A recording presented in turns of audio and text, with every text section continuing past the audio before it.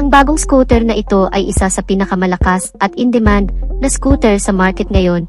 Isa ito sa may posisyon na matatawag nating top of the line ng Yamaha. Naging popular ito dahil na rin sa taglay nitong sporty, modern looks na may pagka-edgy design. Ang motor na ito ay sinadyang buuhin na may pinagsamang sporty scooter at pangkarira na datingan. Welcome ulit sa ating panibagong video. Bago tayo magpatuloy, kung bago ka pa lang sa channel ko ay huwag kalimutan na mag-subscribe. Pakihit na rin ang notification bell icon para lagi kang updated sa ating mga bagong video upload. Isama mo na ring pindutin ang like button bilang suporta sa ating munting channel at huwag din kalimutang i-follow ang ating Facebook page. At sa mga nakasubscribe na, maraming salamat sa walang sawang pagsuporta. Inilabas din kamakailan ang bagong update ng motor na ito, na isa rin sa nangunang motorsiklong scooter ng Yamaha dito sa bansa. Ang concept naman ng motor na ito ay pang sporty scooter, medyo may pagka-sporty na din ang datingan ng motor na ito. Kaya naman marami din talaga sa mga kababayan natin na wala sanang planong magmotor, pero napapabili na din talaga sa scooter na ito, dahil nga sa angking karisma ng motorsiklong ito. Ngayong 2023 ay inilabas ang bagong modelo ng Yamaha Aerox na kung mapapansin agad natin ay may pagbabago naman talaga ang external design. Meron na itong new looks, new design sa kanyang mga color variation, with new generation decals or sticker design na sinasabay na sa makabagong henerasyon natin ngayon at tinatarget ang mga kabataan sa kapanahunan natin ngayon. Isang napakagandang color combination na malamig sa mata at pangyong professionals talaga ang datingan.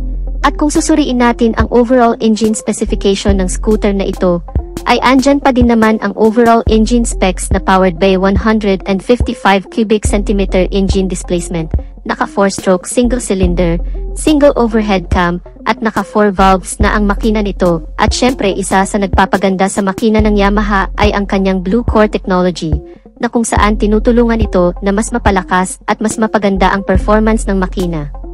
Ito rin ang dahilan kung bakit napakatipid ang pagkonsumo sa gasolina ng motorsiklong ito.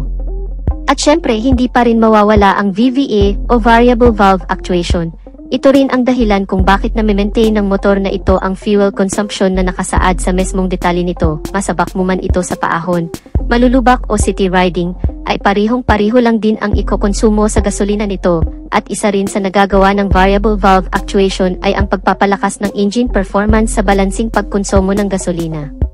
Naka-liquid cool type din ang cooling system nito, kaya mas tumatagal at mas agresibong gamitin sa mga long ride dahil sa naka-liquid cool type na ang cooling system nito.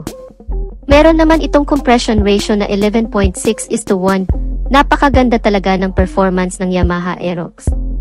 Isa din talaga ang scooter na ito na nagustuhan ng ating mga riders dito sa ating bansa. Dahil pagdating naman sa maximum power nito, ito ay may 15.1 horsepower at 8,000 revolution per minute. Habang ang maximum torque naman nito ay nasa 13.9 Newton meter of torque at 6,500 revolution per minute. At ang average top speed naman ng scooter na ito ay pumapalo sa 118 to 124 km per hour. So overall ay wala namang nabago sa engine specs, performance at sa overall details ng makina nito.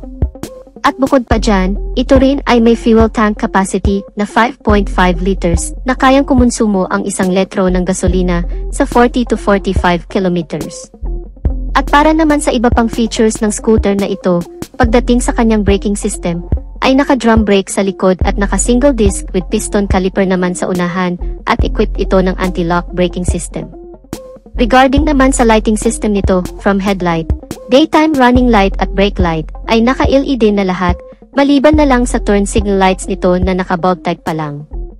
Napakaganda din ng instrument cluster nito, napakalinaw, at napakaliwanag kahit pa sa matirik na araw. Kompleto din sa impormasyon na kailangan mong makita sa cluster, like engine check warning, mga indicators, speedometer, full level, idling stop system, dahil equipped na rin ang motor na ito ng ganitong feature na kung saan ay kusa nang namamatay ang makina kapag ka nakatigid ang motor sa loob ng 3 seconds, at kusa naman din itong aandar kapag ipihit na muli ang silinyador. Syempre ang pinaka-purpose nito ay para mas makatipid pa sa fuel consumption. At syempre nariyan pa din naman ang Yamaha Connect system. Bukod pa dyan ay merong USB charging port na din ang scooter na ito at side stand engine cut-off switch Andyan din ang keyless system na kung saan ay very secured na din talaga sa kung may magbabalak na nakawin ang motor, dahil hindi ito basta-basta mapapagana ang ignition kapag wala ang remote o transmitter key sa mas malapit na part na kung saan madetect ng scooter na ito. Mapunta naman tayo sa kanyang suspensions. Naka-telescopic fork ang suspension nito sa unahan at naka-dual shock absorber naman ang sa likod. Naka-alloy wheel mags na rin ito. Ang sukat naman ng kanyang gulong ay 110/80R14 sa harap, 140/70R14 naman sa likod at naka-tubeless na rin ang tire ng scooter na ito.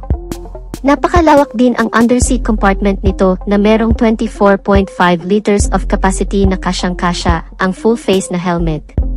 Meron din mga small front pocket ito na pwedeng paglagyan ng maliliit na bagay.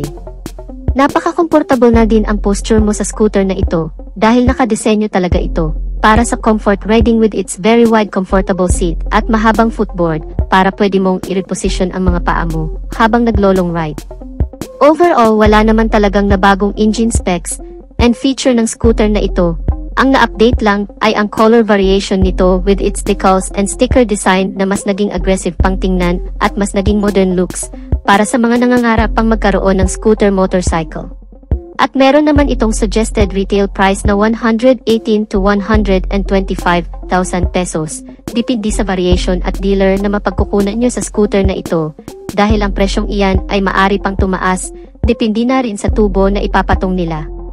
Itong Yamaha Aerox 155 ay isa na rin talaga sa kasangga ng isa pang 155 ng Yamaha sa Pilipinas, ang Yamaha NMAX sa pagsikat ng Yamaha motorcycle dealer dito sa Pilipinas. At sa tingin ko ay medyo malapit-lapit na rin ang pag-upgrade nila sa mesmong engine nila, paniguradong mas tataasan pa nila ito. Dahil sa ito talaga ang inaabangan at hinahanap-hanap ng mga consumer sa ngayon, ang pag-update ng hindi lang sa external looks, kundi pati na rin sa internal specs and features nito. So dito na natin tatapusin ang video natin mga ka-Wizard Moto. Sana nagustuhan ninyo ang video. At kung nagustuhan nyo ay pakipindot ang like button bilang suporta na rin sa ating channel. At sa mga hindi pa nakasubscribe ay inaanyayahan ko kayo kapatid na mag-subscribe sa aking channel para lagi tayong updated sa mga videos na i-upload ko pa. Maraming salamat sa walang sawang pagsuporta. Ride safe and God bless.